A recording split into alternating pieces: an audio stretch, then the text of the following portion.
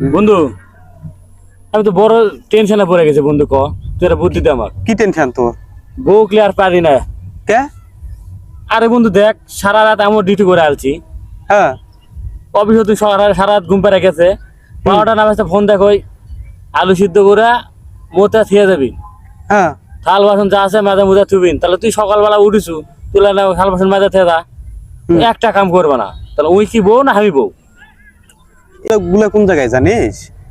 তোর যদি 7 দিনও যদি বন্ধ থাকে তোর বইয়ের, হ্যাঁ 1 কেজি মাছ কিনলে ওই মাছ তোর কাটা লাগে। একটা যদি তোর যদি কাপড়ও ধোয়া লাগে, তোর বা তোর বইয়ের হোক, যারই হোক বা বাচ্চার হোক, সব কাপড় তুই ধুয়ে দিস। রান্না বাড়ি করবে এটাও তুই করিস। এই যে একটা লোভ দেখা যাচ্ছে।